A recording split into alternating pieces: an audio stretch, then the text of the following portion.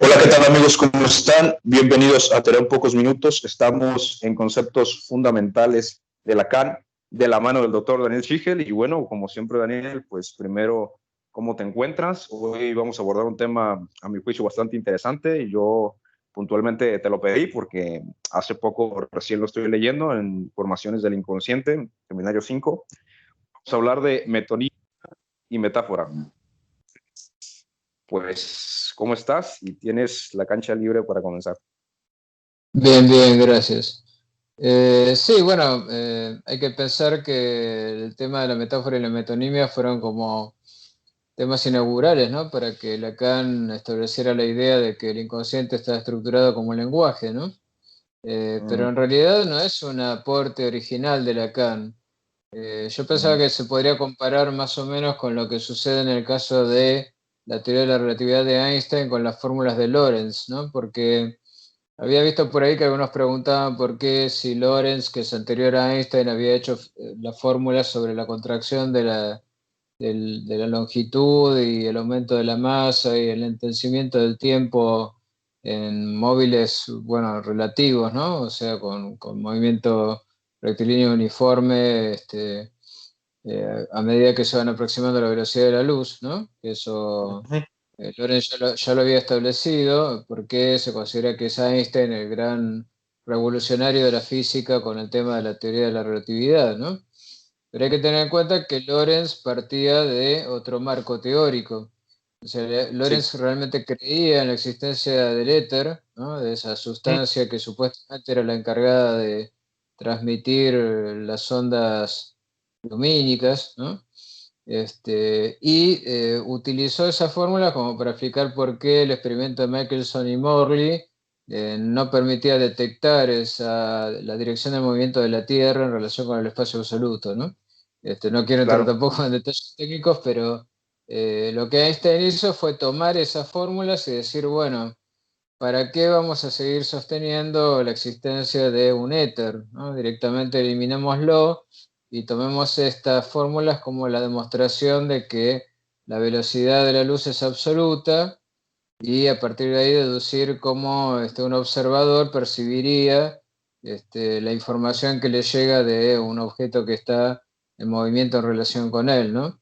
Y que el resultado sería que a medida que fuera acercándose a la velocidad de la luz se vería así, ¿no? Como que se va achicando en su longitud, aumentando su masa, se enlentece el tiempo y todas esas cuestiones que en el caso de Lorentz todavía seguían siendo absolutas, o sea, en realidad lo tomaba como en relación con el espacio-tiempo absoluto de Newton, y en el caso de Einstein terminan demostrando lo contrario, o sea, que el espacio y el tiempo son relativos.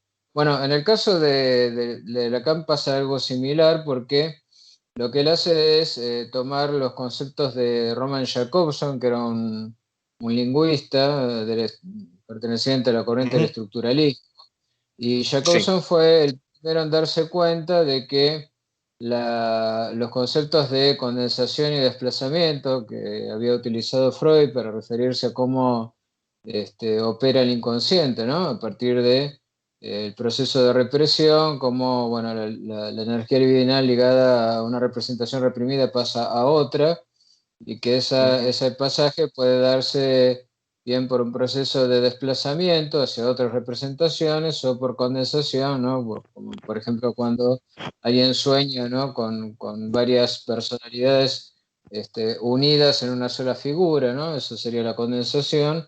Y el desplazamiento cuando hay una representación que sustituye a la otra, ¿no?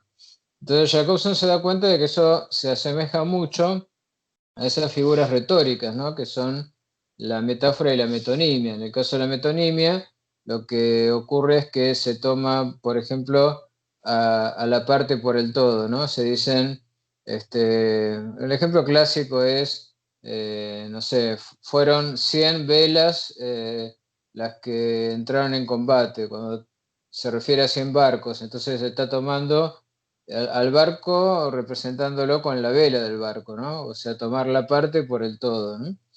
Pero lo interesante es que justamente el deseo, dice Lacan, actúa de esa manera, porque como te daban el ejemplo clásico de Silvio Soldán, ¿no? ¿Qué es lo que le atraía a el de las mujeres, bueno, que sean rubias. Entonces ese sería el elemento metonímico que hacía que su desplazamiento fuera el deseo desplazándose de una rubia a la otra, ¿no? O sea que en realidad no es que quedaba apresado, digamos, su deseo en una persona determinada en la totalidad de sus rasgos, sino en un aspecto particular Sí, que era lo que sostenía ese desplazamiento metonímico del deseo, ¿no? Este obviamente no es un ejemplo de Lacan, es un ejemplo que doy yo para que esto se pueda sí, sí, comprender, ¿no?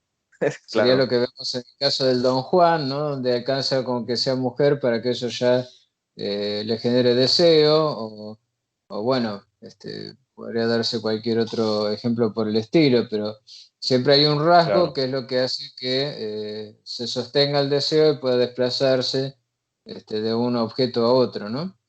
En el caso claro. de la metáfora, en cambio, lo que se da es la sustitución por una representación de otro orden, ¿no? Por ejemplo, cuando se habla de, no sé, por ejemplo, la vida es como un río que va hacia el mar, que es la muerte, ¿no? Entonces ahí Mm, la vida está sustituida por el río y la muerte por el mar, donde confluyen todos los ríos, ¿no? Entonces ujú, ahí lo que se da ya no es un rasgo que permite conectar una representación con otra, sino que se sustituye una representación por otra totalmente diferente. Y eso genera un sentido, o sea, hace aparecer un sentido que no estaba. Por eso en la fórmula de la metonimia, lo que aparece es más bien un sentido ausente, ¿no? Por ejemplo, en el ujú, caso de lo que es causa de deseo, no está presente para la persona que va desplazando su deseo de un objeto a otro, ¿no? Sino que se sustrae y se va deslizando entre los distintos elementos de su representación, que en última instancia para ujú. Lacan funcionan como significantes, ¿no? Podría ir el nombre de las personas de las cuales Soldán se enamora, ¿no? Pero lo importante es el elemento que genera ese desplazamiento, ¿no? Que no es más Claro. que un significante también, porque la rubiedad es un significante que agrupa todo lo que él desea, ¿no? Entonces Y, va y, y, desplazándose de una persona a y otra. Daniel, perdón, creo habías Sí. mencionado que realmente ese objeto pues solamente vale para la persona, ¿no? O sea que es algo insignificante realmente, no es algo, digámoslo así, del otro mundo, es algo que sirve para que empuje tu deseo, pero al final de cuentas es algo muy mundano, por decirlo así, ¿no? Claro, exactamente. Por eso cuando Lacan, por ejemplo, hace un análisis del banquete de Platón, que es muy Sí, interesante porque muestra la diferencia entre la perspectiva de un psicoanalista y la que podría tener un filósofo, ¿no? Yo recordaba, por ejemplo, las clases que tenía en la universidad, se sí, centraban alrededor de, bueno, la construcción de Platón acerca de el amor como una especie de unión entre alcanzable. poros y penía, ¿no? O sea, entre riqueza y pobreza, porque la riqueza consiste en el hecho de que tenemos eso, ese impulso para buscar el objeto de nuestro amor, pero la pobreza es el hecho de que no tenemos ese objeto, entonces estamos siempre buscándolo y se plantea como una especie de ideal de belleza, ¿no? Que sería el motor del deseo, ¿no? Que Exacto. en Platón es básicamente deseo de saber, deseo de conocimiento, ¿no? Pero eso sería lo que habitualmente se enseña en la historia de las ideas, ¿no? Ujú, Pero Lacan relee el texto y nota algunas cuestiones de trasfondo muy ujú, interesantes, ciertos detalles, ¿no? De los cuales el más importante quizás es la entrada de Alcibíades, ¿no? La irrupción que hace Alcibíades en el banquete, y que va ahí a ensalzar a Sócrates, ¿no? Dice cómo era una persona heroica y la templanza que tenía, al punto de que Alcibíades se había acostado al lado de él y él no le había tocado un pelo, aunque era el joven más deseado. Bueno, estamos hablando del contexto de la pederastía, ¿no? De esa concepción griega de que el amor es básicamente amor entre hombres. Entonces será como un signo de virtud el hecho de que Sócrates se hubiera contenido y no le hubiera tocado a Alcibíades. claro, claro. Pero bueno, en última instancia, al final, dice Lacan, Sócrates termina dando una especie de interpretación psicoanalítica. Esto es interesante porque muestra a un Sócrates psicoanalista o anticipo del psicoanálisis, cuando le dice en Cierto. realidad todo el discurso que estás haciendo no está dirigido hacia mí, sino que está dirigido hacia Agatón, ¿no? Agatón era el personaje para el cual se hacía esa celebración del banquete, ¿no? Con lo cual le dice, en realidad vos querés convertirme a mí en objeto de tu deseo, cuando en realidad el objeto de tu deseo es este otro muchacho. Wow. Este, hace esa observación, esa interpretación, ¿no? Y le quita así toda esa carga de sublimación que tenía la atribución que hacía de caracteres superiores a Sócrates, ¿no? Recordemos que Claro, Sócrates se consideraba poca cosa, ¿no? Siempre decía, solo sé que no sé nada y la única misión que tengo en la vida es demostrar a los demás que tampoco saben, ¿no? O sea, hacerlos exacto. conscientes de su ignorancia. Lo Sí, de la agregar mayor. eso de que haya una verdad que se puede alcanzar ya es más propiamente platónico, ¿no? Pero Sócrates, la cosa queda ahí, ¿no? Queda en el aspecto negativo de la refutación, más que en la iluminación Claro, de un conocimiento verdadero. No niega que exista tal conocimiento, pero no dice que sea asequible para los hombres, ¿no?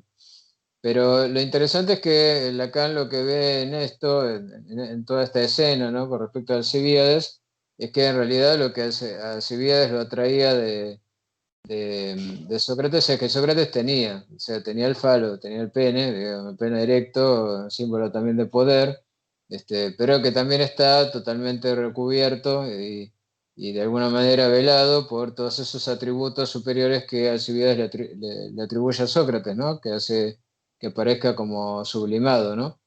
Y todos esos atributos que se agregan son como metáforas, ¿no? Es la forma en que se metaforiza el deseo, dándole un sentido, o sea, se agrega un sentido adicional que no existe de entrada, ¿no?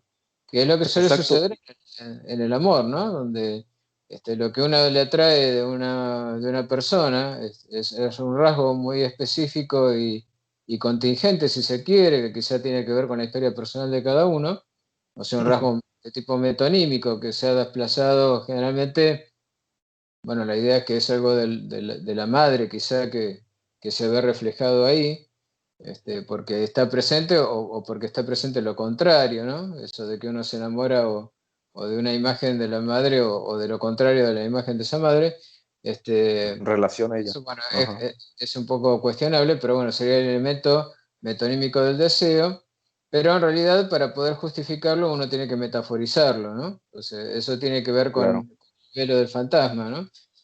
Tiene que velar eso que es causa de deseo porque no, sería demasiado poco, ¿no? Para justificar ese amor. Entonces uno busca otro tipo de justificación, que es una justificación metafórica, que le agrega un sentido que en realidad ahí no está presente, ¿no?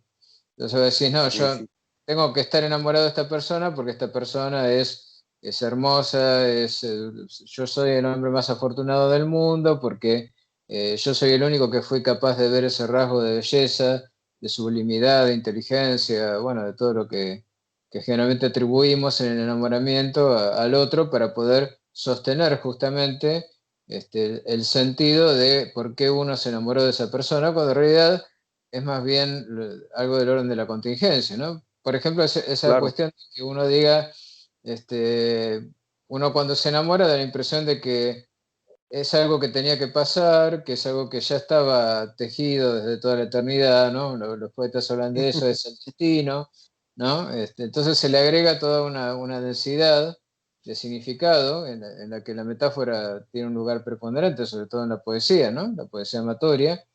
Este, Digo, podemos tomar el ejemplo también del Dante, ¿no? Que ve a esta chica, Beatrice, y enseguida se enamora, después no la ve más, ella fallece, y sin embargo él la convierte en un símbolo de la presencia de Dios en la tierra, ¿no? De la belleza divina, y después la pone en el pináculo de todo ese desarrollo que hace de la Divina Comedia, ¿no? Entonces, todo ese proceso sublimatorio que tiene que ver con el amor cortés, con lo que habitualmente se llama amor platónico, eso está cargado totalmente de metáfora, ¿no? Y eso le agrega sentido, ¿no? Por eso me parece que podemos explicar así por qué en el caso de las fórmulas de la metáfora y la metonimia, que parecen raras, ¿no? Cuando Lacan las presenta, y quizás es lo que más complica, ¿no? Tratar de entender qué están queriendo decir esas fórmulas. ¿Por qué hay un signo menos, un menos S, en el caso de la metonimia y un más S en el caso de la metáfora, ¿no? Quizá a eso apunta las dudas que generalmente surgen cuando uno lee este texto, ¿no? Yo acá tengo las fórmulas, si las querés ver, Adelante. te habrás encontrado con ellas. Hay distintas versiones. Sí. No sé si, bueno, ahí quise señalar el hecho de que fue Roman Jakobson el que advirtió esto, ¿no? Esto de que Sí. la condensación y el Ajá. desplazamiento en Freud Sí. podrían equipararse con las fórmulas retóricas de la metáfora y la metonimia. Y bueno, arriba Claro. tenemos la metáfora que se identifica con la condensación freudiana, ¿no? Y que Ujú, ahí tenemos como una función de sustitución de un ujú. significante por otro, ¿no? En un contexto de significación determinado, ¿no? Que eso está representado por... Es un S1, Daniel. ¿Cómo? La función En la es prim- S1 sobre S. Sí, en una de las Ok. representaciones sí, pero en una anterior, cuando todavía Lacan no hablaba del S1, lo representa como Ujú, un S', S' y S segunda. Esta es una ujú. representación que encontré por ahí, pero bueno, es lo mismo en realidad. El Ok. S1 sobre S, aplicado al S2, si se quiere, da como resultado a que al significante se le sume un sentido, ¿no? Estamos hablando de eso, ¿no? De cómo se le agrega un sentido a algo que no lo tiene. Y esa es la A ver, función perdón, de la Daniel. metáfora. Sí, Para que vaya quedando claro, las S refieren a significantes, pero sí, la sí. última refiere a sentido. Pero la función de S, las dos S son significantes. La S minúscula es, sí, porque el tema es así. Cuando Ok. Lacan utiliza letras mayúsculas, generalmente S mayúscula, hace Ajá. referencia a significantes. Y cuando usa Ok. minúsculas, hace referencia a elementos no simbólicos, sino a elementos imaginarios. Salvo en este Ok. caso por la F, que es minúscula, pero bueno, es la palabra función, ¿no? Habla de una función de sustitución de un significante por otro, ¿no? Por otro que es un significante de otro orden. Como te Ok. decía antes, por ejemplo, sustituir la vida por el río y la muerte por el mar, ¿no? Entonces todos los ríos van Ok. hacia el mar, todas las vidas van hacia la muerte. Entonces eso Ok. hace que en un determinado Ambos contexto significantes. Ambos significantes. son significantes, claro, no estamos Ok. creando Perfecto. nada nuevo, digamos, estamos sustituyendo un significante por otro significante de otro Excelente. orden, digamos, de Excelente. otro discurso, si se quiere, ¿no? En el sentido Ujú. de otro relato, ¿no? Y el resultado Ajá. es generar un sentido, ¿no? Yo digo, bueno, lo peligroso está en pensar que esto es mejor que la metonimia, ¿no? Porque hay una tendencia en el psicoanálisis a pensar así, ¿no? Como que Ujú. la metonimia es mala, porque produce un desplazamiento de un significante a otro sin llegar a condensar ningún tipo de sentido, y la metáfora sería buena porque permite generar un sentido. Pero en realidad Ujú. no hay nada ni bueno ni malo en esto, son dos operaciones que son las dos operaciones básicas del inconsciente, ¿no? En última Ujú. instancia, las dos deben ser desarticuladas en el proceso de análisis. La segunda, que es la metonimia, bueno, está representada ahí por ves que hay una S, puntos suspensivos, una S prima. Ahí es como que ya no hay una sustitución, sino que simplemente se va pasando de un significante a otro. Ahí suponemos que entre el S y el S prima, los puntos suspensivos indican otros significantes intermedios, ¿no?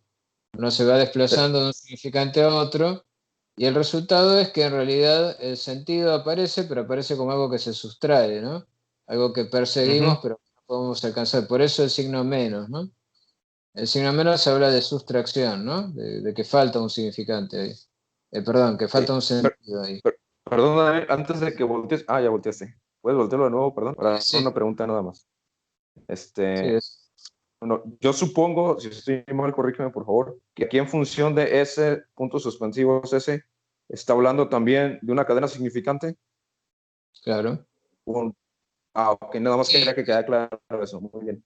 Sí. y el S segunda, que aparece tanto en el primero como en el segundo lugar, es Ujú. una primera representación de lo que después se le va a llamar el S2, que es el saber, ¿no?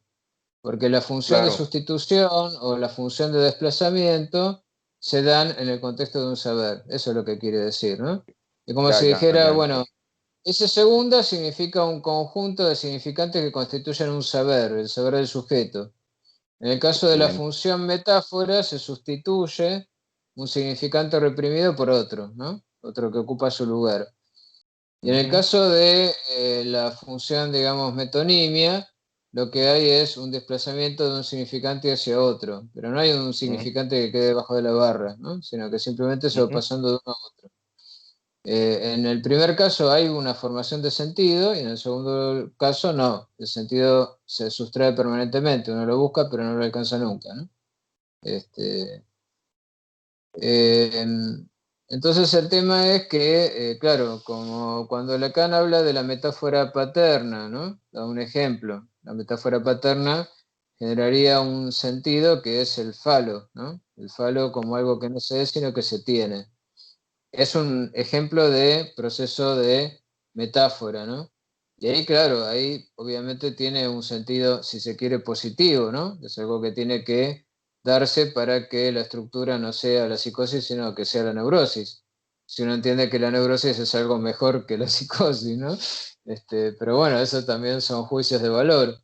Pero ahí claramente el nombre del padre viene a sustituir metafóricamente al deseo de la madre, ¿no?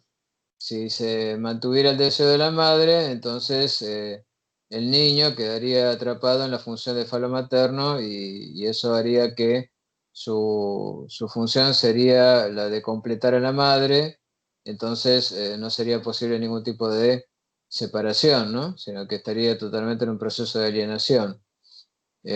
Aunque recordemos en otro momento, alienación y separación se dan conjuntamente, ¿no? Lo que pasa es que faltaría, sin la presencia del nombre del padre, faltaría este elemento de, este, digamos, que transforma el falo, el fi minúscula, el falo imaginario, lo negativiza, ¿viste? Que le pone el menos fi y lo convierte en un significante, ¿no? El significante fálico.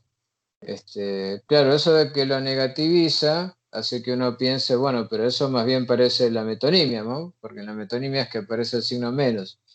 Bueno, pero en realidad le da un sentido nuevo, ¿no? Aparece un nuevo sentido, una novedad total, que sin la presencia del nombre del Padre no sería posible, que es la de poder dejar de ser para pasar a tener, ¿no? Ya no ser el falo, sino tenerlo. Aquí Entonces ahí, claro, tengo una duda, Daniel, con lo sí. que has mencionado, tengo una duda, espero podamos responderla. Cuando hablas de metonimia, hablas también de que se genera un sentido, ¿no? En forma negativa. Mi pregunta sería, a ver si lo estoy entendiendo. Puede ser esta metonimia, como bien mencionabas, pues Don Juan, que va con una mujer tras otra y jamás alcanza la satisfacción plena. Pero cuando se trata, por ejemplo, de algo más simple, digámoslo así, como que tú no sabes qué es ¿qué se me ocurre? A ver, ¿qué es una boa, no? Una serpiente, sabemos que es una serpiente. Vas al diccionario y te encuentras otros significantes que dicen que es una boa, ¿no? En ese aspecto también se podrá decir metonimia o estamos hablando de otros mecanismos. Bueno, lo que pasa es que la metonimia sería un proceso por el cual uno va sustituyendo un significante por otro, pensando que está alcanzando un sentido, pero ese sentido se le va sustrayendo siempre. Por supuesto que eso es posible justamente porque los significantes no tienen significado propio, pero Ujú. en el proceso metonímico hay como una convicción de que hay un significado, pero ese significado falta. Entonces, la manera de buscarlo es pasar de un significante a otro, ¿no? ¿Se entiende? O sea, no es que estamos en la posición del estructuralista que comprende que no hay tal significado, sino que todo significante es diferencial. O sea, la característica esencial del significante es que no es los otros significantes, ¿no? Y que no tiene un sentido propio, sino que organiza el material de nuestra sensibilidad, dándole una estructura, pero que no le da significación en realidad, no le da un significado, no le da un sentido a la existencia, digamos, ¿no? Que sería lo que estaría Claro. buscando el sujeto cuando hace ese proceso buscando. Bueno, no lo busca porque quiere, digamos, no es un proceso voluntario, sino que es un proceso inconsciente que también tiene que ver con una especie de mandato, ¿no? El mandato del otro es que hay que encontrar un sentido a todo esto. Entonces, esa búsqueda puede hacerse por la vía metonímica, sustituyendo un significante por otro, o por la vía metafórica, ¿no? Por un proceso de represión que hace que un significante quede, digamos, debajo de la línea de represión y otro pase a ocupar su lugar, ¿no? En el caso de la metáfora paterna, directamente reprime el deseo materno, ¿no? Pero eso abre la posibilidad de asumir otra posición, ¿no? Que es la posición de tener o no tener, en vez de la posición o la posibilidad de ser o no ser. En este caso el falo, ¿no? No sé si Wow. contesto tu pregunta. O sea, No sé si, siempre claro. estamos dentro del contexto de los significantes que constituyen el tesoro de significantes o el saber, que sería el S segunda. Pero esas funciones serían las que definen la trayectoria del sujeto en el contexto de ese saber, ¿no? O sea, un Sí, sujeto claro. o va pasando de un significante a otro, de una representación a otra, que en una forma sucesiva, donde todas tienen el mismo peso, digamos, todos están a la misma altura, eso sería el caso de la metonimia, o bien reprime un significante para poner en su lugar otro significante, ¿no? Y ahí Claro, genera un sentido. Pero el sentido sigue siendo un elemento imaginario, ¿no? justamente Por eso te iba a eso, preguntar. Pero de hecho, bueno, a ver si tiene que ver con ese mismo mecanismo, es mi duda. Por ejemplo, en un salón de clases, ¿no? Te están explicando lo que fue la Segunda Guerra Mundial, sea como sea, ¿no? A partir de un libro de historia, lo que sea. Supongo que debe haber un punto, y me parece es lo lógico, en todas las universidades o en todas las escuelas, donde se dice, este muchacho ya sabe lo que es la Segunda Guerra Mundial. Es decir, llega un punto en el que la gente dice, ya sé lo que es la Segunda Guerra Mundial, aunque sabemos que puede investigar más y seguir más y que van a quedar incógnitas. Es decir, el punto en el que uno se detiene y dice, bueno, esto ya tiene sentido, es imaginario completamente. Ok, claro. Sí, sí, sí, porque es como decir, bueno, ya sé de qué se trata. Era una guerra entre buenos y malos, ¿no? Estaban los buenos de los aliados y los malos del eje. Pero después, ¿qué pasa? Y bueno, puede aparecer un tema como, pero leí que los rusos primero habían hecho un pacto de no agresión con los nazis y después resulta que se vuelcan a formar parte de los aliados. Entonces, ¿qué pasó ahí? O por ejemplo, bueno, eran tan buenos los aliados, pero mataron un montón de gente con los bombardeos, o el caso de Hiroshima y Nagasaki. Entonces, ahí es como que el sentido va tambaleando, ¿no?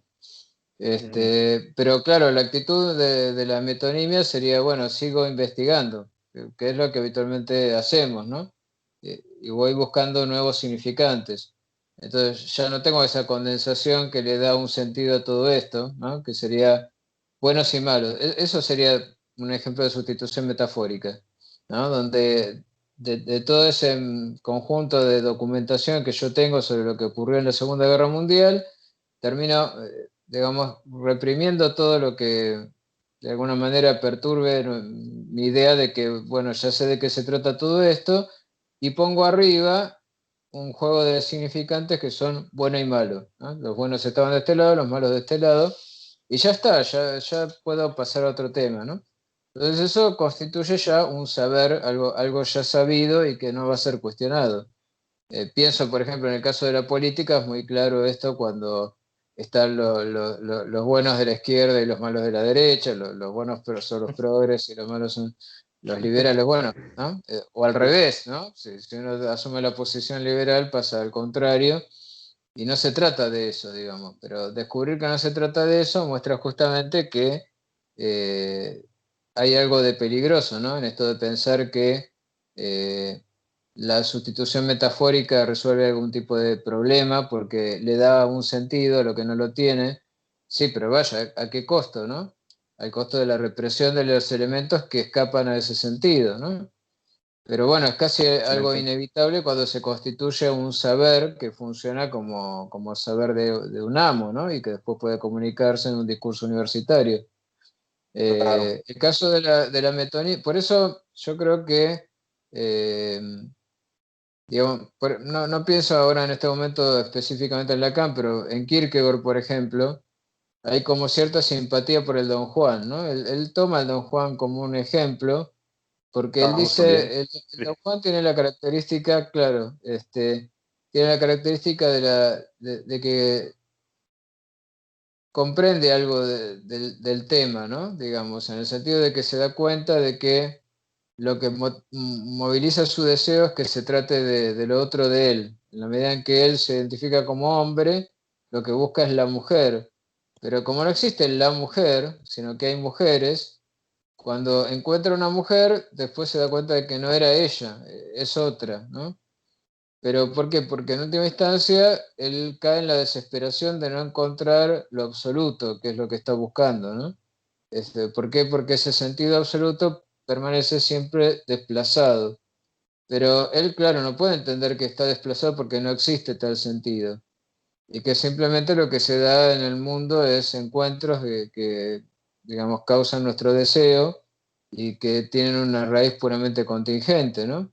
Él entiende que hay un sentido y ese sentido tiene que ver con lo femenino, con la feminidad, ¿no?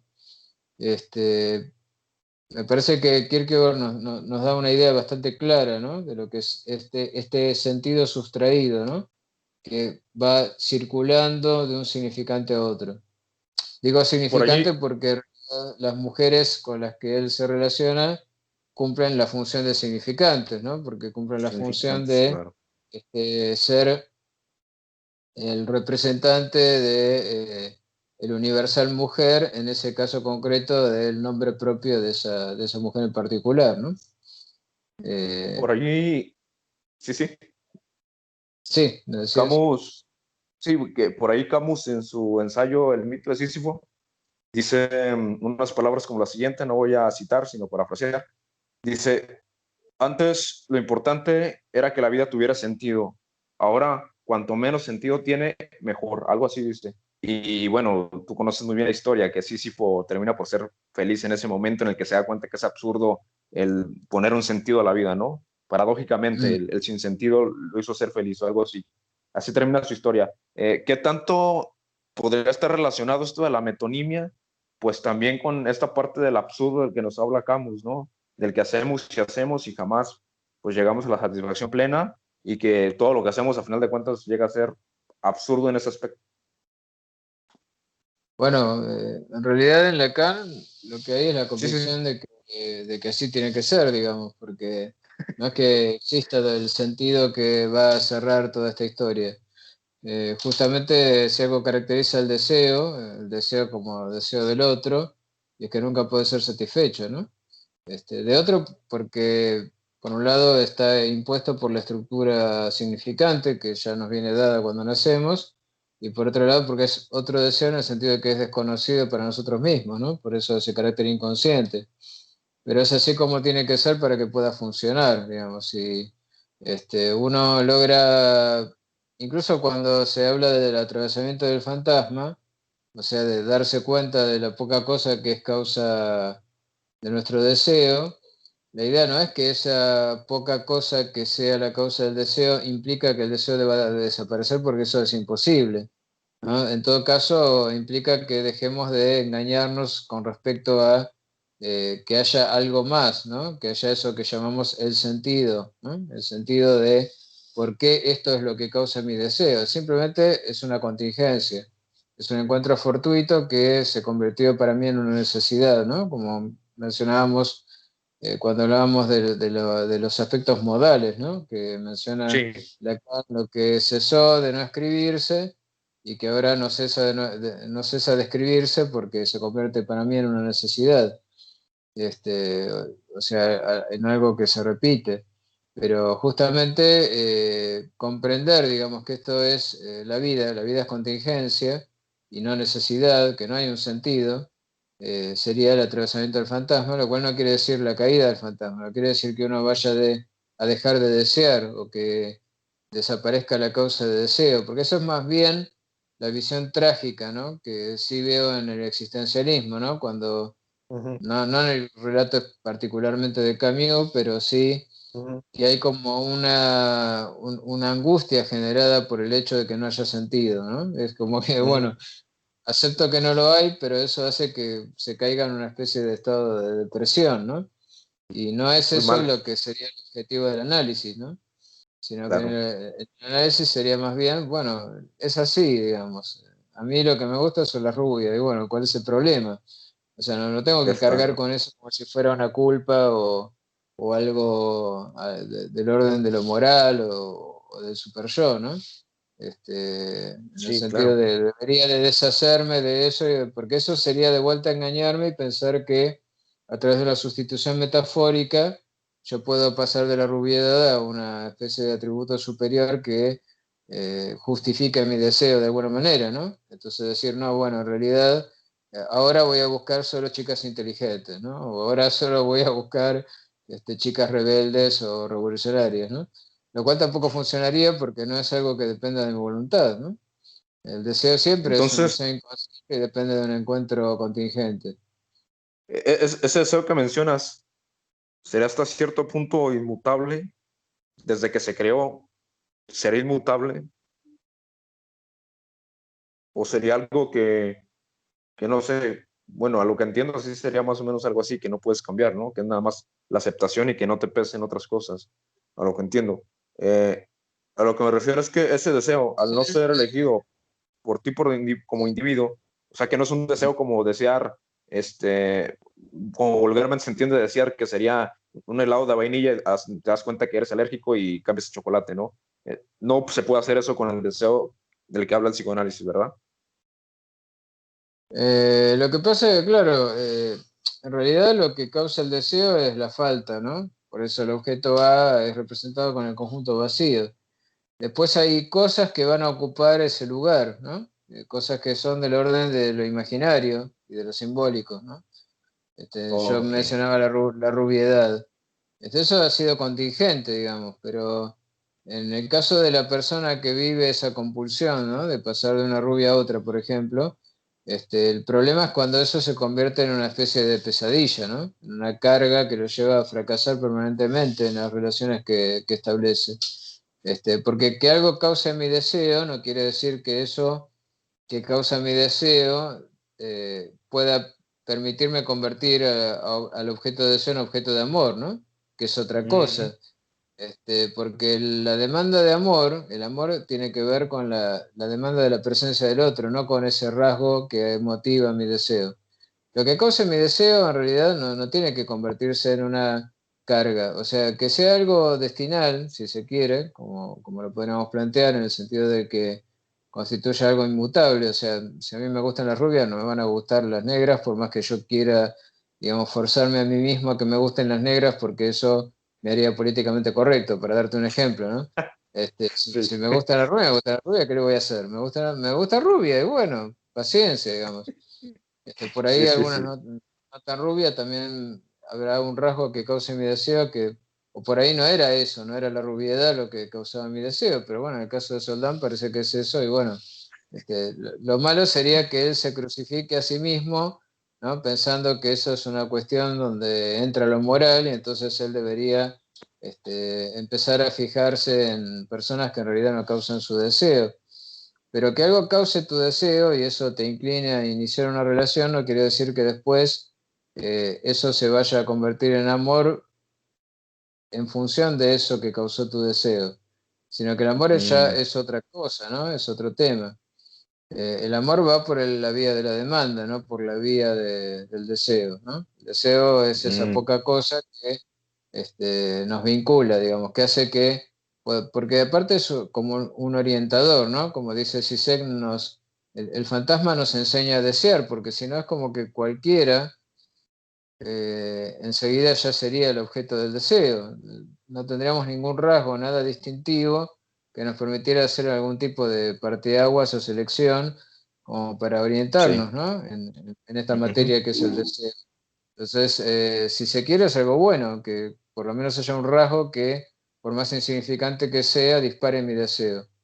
Pero después cuando, digamos, desaparece el enamoramiento y se pasa, o no, pero bueno, si se pasa la convivencia y sobre todo si se evita justamente que uno interponga rasgos que después no van a estar presentes ahí, ¿no? Porque hay mucho Ujú. de fantasía, ¿no? De idealización del otro, cuando justamente nos hacemos esta trampa de tener que justificar ese deseo contingente por algún tipo de necesidad, porque era la más bella, era la mejor, era la más inteligente, como te decía antes, ¿no? Que eso es lo Sí, que genera más conflictos en las parejas, justamente, ¿no? Que claro, después con la convivencia te das cuenta de que no era como habías pensado. Lo cual no quiere decir que no se sostenga el deseo puede seguir sosteniéndose, pero ¿cómo claro. transformás el deseo en amor, no? Porque el amor es la demanda de la presencia de aquel que porta eso que causa tu deseo, ¿no? Entonces, ¿cómo conseguís esa presencia? Y bueno, la conseguís a través del dar regalos, ¿no? Que es un intercambio simbólico. Que los regalos Sí, aparte siempre son algo del orden de lo innecesario, ¿no? De lo que no tiene utilidad práctica. Vos no le sí, regalas a tu novia una licuadora porque lo más probable es que te la tire por la cabeza. Porque sí, como que le estás diciendo hacer un licuado, ¿no? Le bueno, regalás una chiste, sola ¿no? peluche que no sirve para nada. Pero claro, pero esto no, porque muchas veces las feministas entienden que esto de regalar cosas inútiles también es machista, ¿no? Porque es el amor cortés y el amor cortés es menospreciado. Pero es justamente el amor no puede ser otra cosa. Porque el amor tiene esta característica de que yo necesito tu presencia, no necesito nada específico de vos.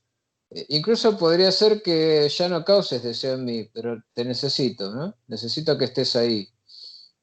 Necesito tu mirada, tu voz, que también son objetos, ¿no? Objeto a causa de deseo, pero ya no necesito eso que contingentemente me había motivado a desearte, en primer lugar. Necesito esa Sí, presencia, y hago lo posible para que eso sea recíproco, ¿no? Que yo también sea necesario. Y después yo me pregunto, bueno, si me pregunto, pero realmente yo me merezco el amor de esta persona, bueno, ahí ya entramos en conflictos, ¿no? Empieza la idea de que, bueno, ¿qué ve esa persona en mí, ¿no? ¿Qué me quiere, como dice Lacan? Lo estoy bajando muy a tierra, pero bueno, es algo que de hecho ocurre en las relaciones humanas, ¿no? Todos estos por elementos que supuesto. Lacan menciona no son abstractos, están presentes claramente ahí. Incluso Marcel Mauss, creo que era uno de los Sí, sociólogos que influyeron sobre el pensamiento de Lacan y menciona esta cuestión de la importancia del intercambio de regalos, ¿no? Como un medio claro, justamente de lograr la presencia del otro, ¿no? Ese intercambio que es exacto. puramente simbólico porque no tiene utilidad material. O Batel, por ejemplo, que hablaba de la parte maldita, ¿no? El hecho de la celebración de la fiesta de casamiento donde se derrocha, ¿no? Incluso en civilizaciones donde hay escasez. Entonces, ahí se ve la necesidad de un intercambio que vaya más allá de la satisfacción de la necesidad, ¿no? Por supuesto. Sí, yo tengo una duda con todo esto que estás mencionando sobre el deseo.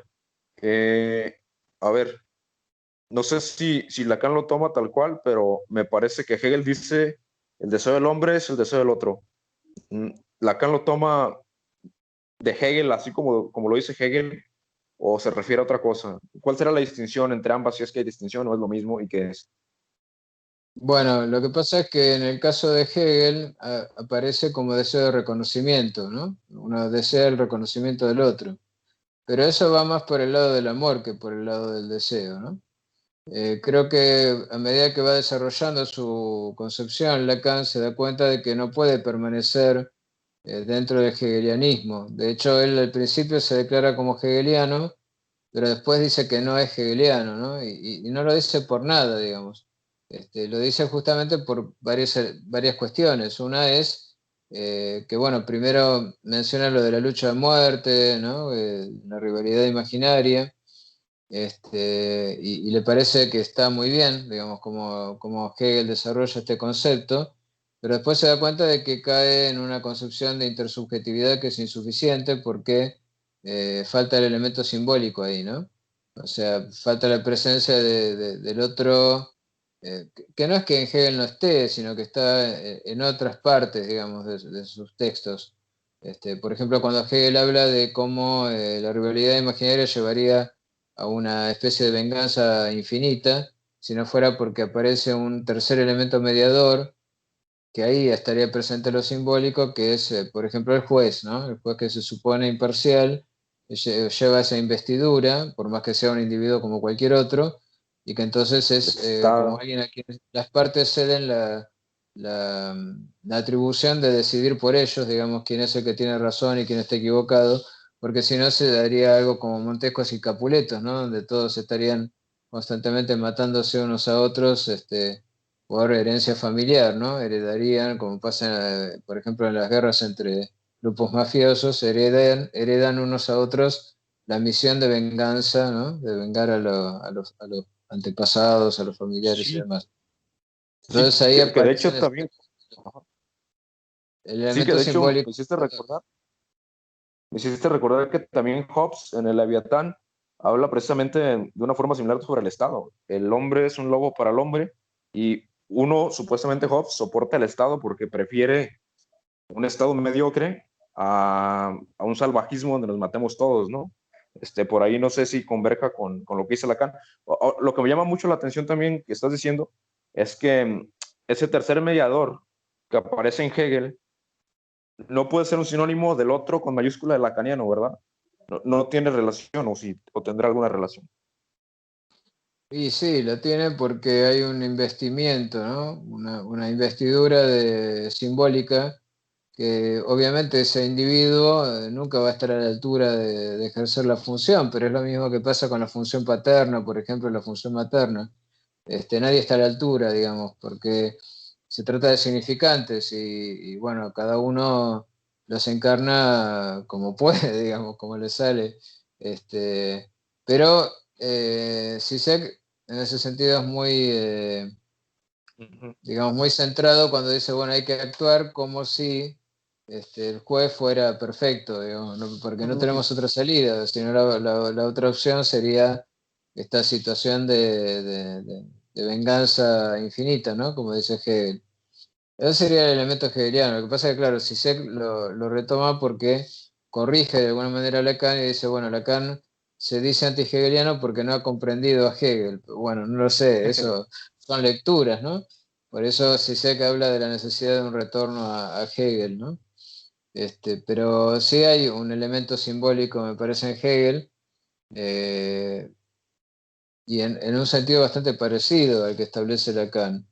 Pero bueno, ahí es un ejemplo donde Lacan se aparta de Hegel, ¿no? Por lo menos de algún aspecto del pensamiento de Hegel.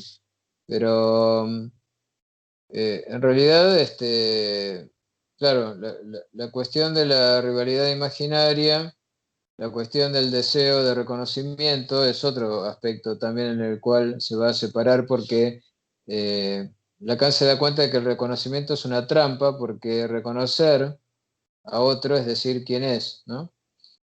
Es cierto que en principio, por ejemplo, el infans, ¿no? El niño, cuando dice qué me quiere, ¿no? ¿Qué quiere el otro de mí? El otro, en principio, podría ser el otro materno. No tiene por qué ser solo la madre, pero bueno, en principio es la madre. Este, ahí está en la posición, digamos, de alienación, donde está pidiendo un significante que lo defina, ¿no? Que diga quién soy yo. Eso es el afán de reconocimiento, ¿no? ¿Qué busca un artista? Que lo reconozcan como artista, como pintor, pero él no es eso, digamos, porque no hay el ser del sujeto, ¿no? El sujeto más bien es un Claro, desser, dice Lacan. Entonces ahí también hay un wow, alejamiento respecto a Hegel que me parece mucho más ok, radical, ¿no? En el sentido de que justamente lo que el proceso de análisis debería llevar a concluir es que el nombre propio, que es lo que me define como este que yo soy, no es nada, ¿no? O sea, no tiene sentido. Ni excelente. siquiera es propio, ¿no? Como habíamos mencionado en otro momento, porque Sí, sí, sí. es dado por los padres. Por eso también eso de que el deseo sea el deseo del otro, ¿no? Solo el deseo puede funcionar en un contexto de una serie de significantes, de un tesoro de significantes. Aunque Lacan lo plantea como que es lo que no pasa por el filtro de la demanda, ¿no?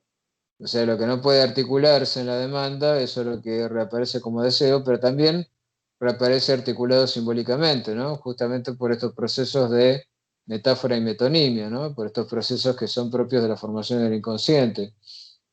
Entonces también son fenómenos que se manifiestan en el lenguaje, pero como falla el lenguaje, ¿no? Por eso el deseo es la falla, es lo que falla en la forma en que el significante se apropia de una manera parasitaria de ese organismo viviente que es cada uno de nosotros, ¿no? Eh, Sí. y nada más, no nada más que eso. Bueno, nada Este, más una pregunta final para concluir. Eh, ¿Cómo podrías sintetizar la relación que tiene la metonimia con la metáfora? Con eso concluimos, ¿te parece? y básicamente que son dos maneras en que se produce el proceso de generación de formaciones del inconsciente y que es un proceso que Lacan descubre es puramente significante, ¿no? Y que es lo que lo lleva a él a concluir que el inconsciente está estructurado como un lenguaje. Ahí es el punto donde yo digo que es como sigue a Jacobson de alguna manera, pero va más allá, ¿no? Igual que Einstein seguía a Lorentz, pero va más allá, porque la conclusión final es radicalmente distinta a la de Jacobson. Jacobson no habla del inconsciente como estructurado como un lenguaje, solo señala lo curioso que es que estos procesos de formación del inconsciente, de condensación y desplazamiento, son análogos a las figuras retóricas de la metáfora de la metonimia. Y Lacan toma eso de Jacobson y como en un proceso de iluminación, por así decir, como el que sufre un científico cuando descubre algo, dice, ajá, entonces esto me está indicando que el camino para poder comprender el funcionamiento del inconsciente pasa por la concepción estructuralista acerca del lenguaje, ¿no? Por eso también hace de la lingüística una de las disciplinas que un psicoanalista debería estudiar, ¿no? Eh, pero también es interesante, algo que me planteó en un momento, me generó dudas, algo que mencionó Félix Morales en una conversación, porque se suele hablar de la metáfora delirante, ¿no? Y que el delirio sería como una metáfora porque le permite generar un sentido a todo lo que le pasa al psicótico, especialmente aquel que tiene una psicosis más consistente, que es el paranoico. Pero me decía Félix Morales, pero dice en algún lugar Lacan, es siempre eso, ¿no? Te pone el pinche ahí, ¿no? Para que te des cuenta, aparte de que no tenés que dar por sabido, ¿no? Lo que te enseñan en la universidad, ¿no? ¿Dónde dice Lacan que el delirio sea una metáfora? Y es que no lo dice. Y es más, si uno lee el seminario 3, cuando Lacan dice que en la psicosis el inconsciente está, este, como dice, abierto o está a la vista pero no opera, ¿no? Dice que no opera, justamente eso qué quiere decir, que no hay ni metáfora ni metonimia, porque no se dan las operaciones del inconsciente porque no hay nada reprimido. O sea, la metáfora y la metonimia funcionan si hay represión. Y en el caso de la psicosis no hay represión. Y eso es lo que significa que esté a cielo abierto el inconsciente en la psicosis. O sea que, ¿qué es qué es lo que está a la vista del psicótico? Bueno, que hay una voz que opera en él y que el lenguaje es parasitario, digamos, sería básicamente eso. Pero no hay nada que se produzca ahí como funcionamiento, ¿no? Entonces, el delirio es una formación, pero no es una formación del inconsciente. No es ni una metáfora ni una metonimia, ¿sí? Así que hay que ser muy preciso y Excelente. cuidadoso con los conceptos que se utilizan. Otro tema entonces que hay que dejar de lado es esta forma habitual de entender la psicosis como una metáfora, ¿no? La metáfora delirante no Claro, existe. Existe sí el delirio, pero bueno, eso es otra cosa. claro. Bueno, Daniel, pues muchas gracias por esta clase.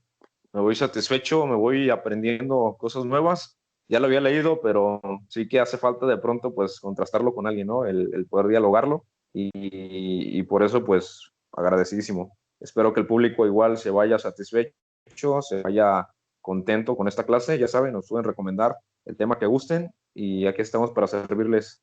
Hasta luego, que estés bien, Daniel. Buenas noches. Hasta luego.